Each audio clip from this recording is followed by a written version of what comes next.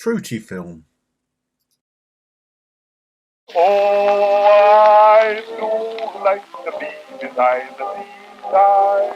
I do like to be beside the sea. I do like to stroll along the prom, when the brass band plays till the om.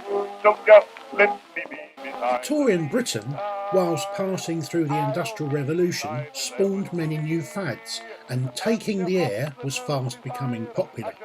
Seaside holidays for the middle classes were increasing, with working classes joining in by the 1870s with the invention of the bank holiday. Railway mania increased its popularity as all parts of the country were becoming connected.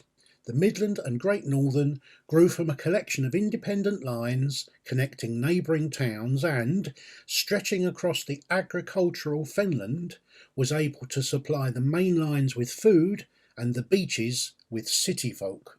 Leicester's main connection with the sea had been holidays to Mablethorpe, Sutton-on-Sea, Ingoldsmills and Skegness. These had been reached by special excursions from the GNR's Leicester-Belgrave Road on the Great Northern and London North Western Joint Line through Melton and joining the Ambergate, Nottingham, Boston and Eastern Junction Railway at Bottisford to head east via Grantham or Sleaford.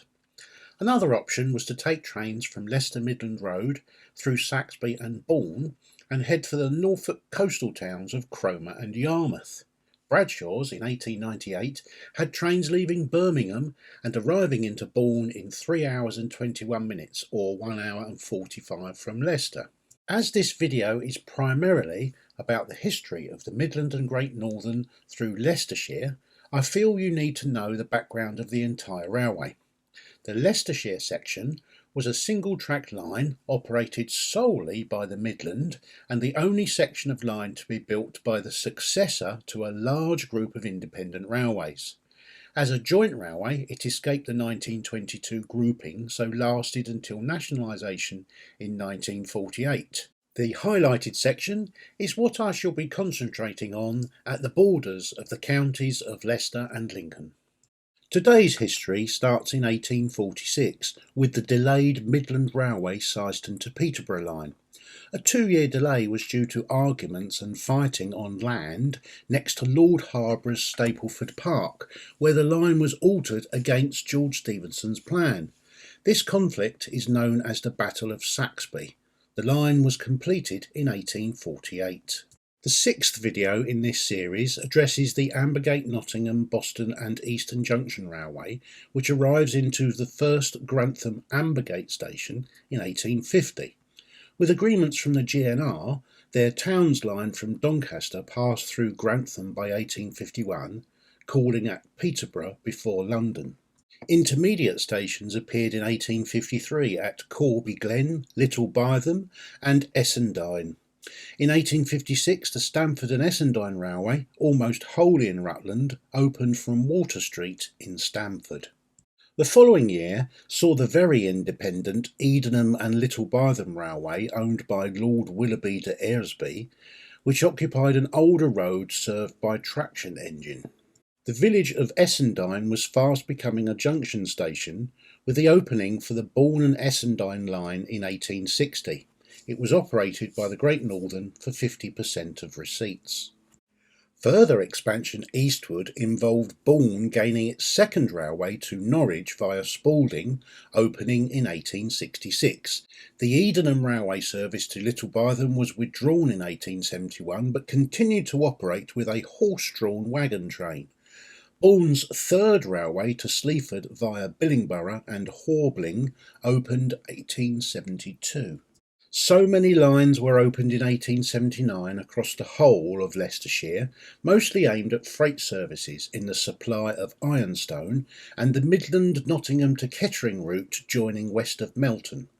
Great Northern opened their section of the Great Northern and London North Western in 1882, calling via the Ingalsby Tunnel. Ironstone was in demand, and sidings from the Midland and the Great Northern and London North Western joined to cash in on the lucrative mineral in 1884 at Holwell and at Cottesmore. These extensive tracks of standard and narrow gauge lines are all documented in my Ironstone Quarry films. In the same year, track from the Edenham and Little Bytham Railway was lifted and the railway metal sold in 1890. More quarries were impinging His Grace's Belvoir Castle in 1888 from the north around Woolsthorpe, gaining access from the Ambergate, Nottingham, Boston and Eastern Junction Railway near Bottisford. A year later, a railway was proposed to link Saxby and Bourne. Following expansion of the Eastern Midlands lines in East Anglia, local lines pulled together to form the Midland and Great Northern Joint Railway. It was the longest joint railway with over 290 kilometres, 180 miles, of network. It extended from Bourne with its own double-track route until just east of the Great Northern Line, then went to a single track calling at Castle Bytham, South Witham, and the Midland and Great Northern's only Leicestershire station at Edmonthorpe and Wymondham. This section of line, although part of the joint line, was solely operated by the Midland, with shunting loops making 2 platforms, only Castle Bytham having 1 platform on a station approved after local lobbying. It was in a cutting in the village. Some ironstone quarries at Market Overton joined the line in 1902. This line became the temporary home of Lord McAlpine's Flying Scotsman and Pendennis Castle in later years after the quarries closed. In 1914, an elaborate branch joined at South Witham, and some of its branches crossed under the M&GN, where electric locomotives were used in underground quarries.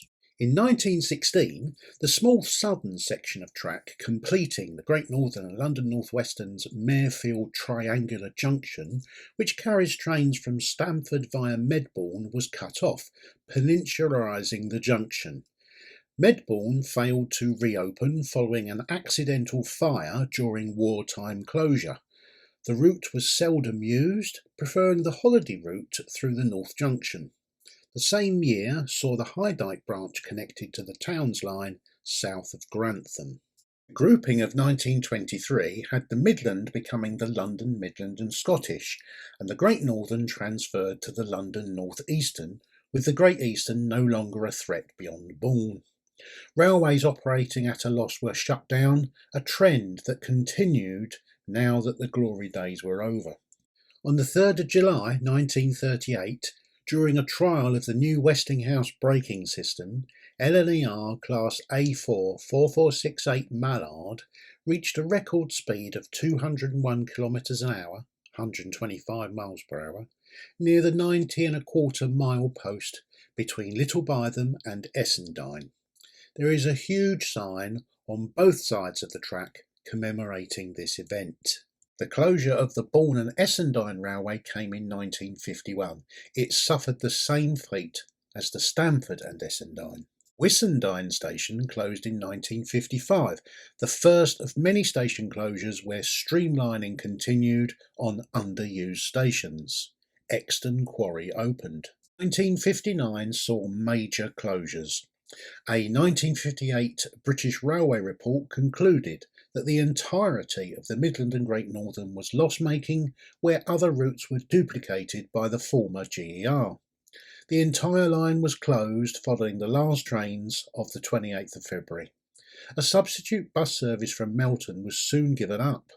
Other sections of the line in Norfolk had delayed closures, but currently run as part of the North Norfolk Railway and as Network Rail's Bitton line from Norwich.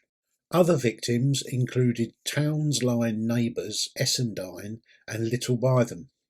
A small section of the Midland and Great Northern was retained to serve Market Overton sidings.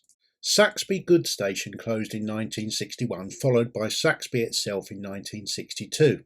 In 1963, the Stamford and Essendine line closed. Like its sister, the Bourne and Essendine, and its other branch line, which I cover in a previous film, they faced the wrong direction of travel to get the major traffic receipts, and without facing Peterborough, they soon fell out of favour. More widespread changes in 1964. Beeching's report was published in March 63 and the tsunami of change took immediate effect. Most of Leicestershire saw its closures in 1966 during the playoffs for the World Cup matches, but the Bourne and Sleaford line, Corby Glen Station and the long-planned Great Northern and London North Western joint line all took effect in 1964, closing Melton's larger station. The Norwich and Spalding clasped tightly to its quaintly named 20, Counterdrain and North Drove stations, but also fell for the chop to freight. Although the route to Nottingham along the Midland lost its stations in '66, it continued to be served for test purposes and is now the Alstom Test Centre. The quarry lines of Highdyke, Exton and Cottesmore all closed in 1973, with Walsall to the north closing lastly in 1975.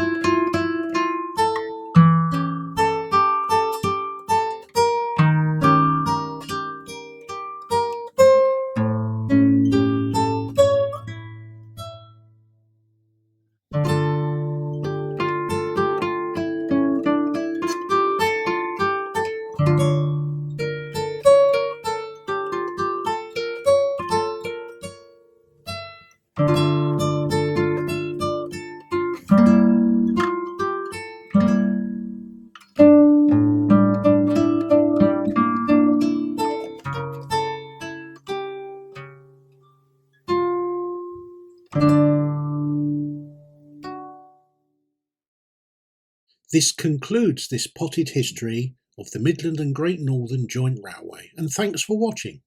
Coming up next will be the Great Central Railway. If you enjoyed this video, please like and subscribe. They are very easy ways for you to help my channel grow.